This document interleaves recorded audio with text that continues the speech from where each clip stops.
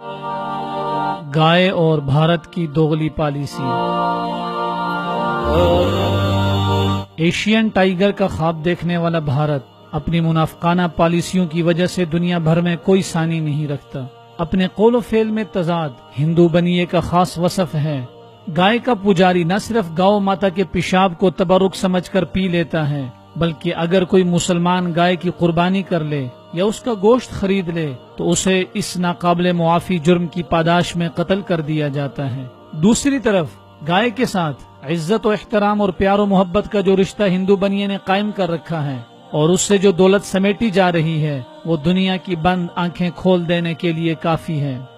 دنیا بھر میں گائے کے گوشت کے سب سے بڑے برآمد کنندہ ملک بھارت کی اہم بیف ایکسپورٹر کمپنیوں کے مالک ہندو ہیں۔ معروف بھارتی کمپنی انور ایکسپورٹس بیف تیار کر کے سعودی عرب سمیت کئی ممالک کو برآمد کرتی ہے۔ یہ کمپنی مکمل طور پر ایک ہندو خاندان کی ملکیت ہے، بلکہ الکبیر ایکسپورٹس اور عربین ایکسپورٹس کے مالکان بھی ہندو ہیں۔ انور ایکسپورٹس کے مالکان کی طرح انہوں نے بھی اپنی کمپنیوں کے یہ نام صرف عرب ممالک کے شہریوں کو دھوکہ دینے کے لیے رکھے ہوئے ہیں۔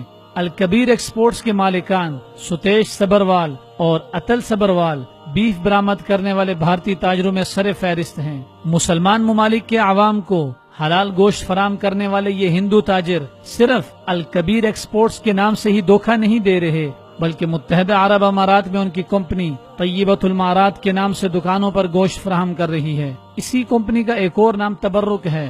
جاپانیوں کو بیف بیچتے وقت یہی کمپنی سامورائی بن جاتی ہے اور برطانیہ میں فالکن فوڈز کے نام سے کام کرتی ہے۔ ہندو تاجروں، ممبئی میونسپل کارپوریشن کی کاروباری حکمت عملی اور بھارتی سرکار کی پالیسیوں کی بدولت بھارت اس وقت بیف برآمد کرنے والا سب سے بڑا ملک بن چکا ہے۔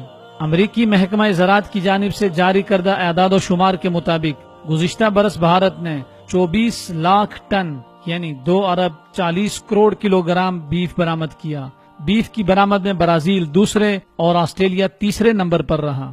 گزشتہ برس برآمد کیے جانے والے گوشت سے بھارت نے 4 ارب 30 کروڑ ڈالر کمائے۔ جب یہ اعداد و شمار سامنے آئے تو مغربی ذرائع ابلاغ نے بھی اس بات پر حیرت کا اظہار کیا کہ ایک طرف تو بھارت گائے کو مقدس قرار دیتا ہے اور دوسری طرف اسی کا گوشت بیچ کر دولت کماتا ہے۔ بھارت میں گاؤ کشی کے خلاف بنائے گئے نیشنل کمیشن کی ایک رپورٹ میں یہ بھی تسلیم کیا گیا ہے کہ انگریزوں کے دور میں بر صغیر میں سالانہ 1 کروڑ 10 لاکھ گائے ذبح کی جاتی تھی۔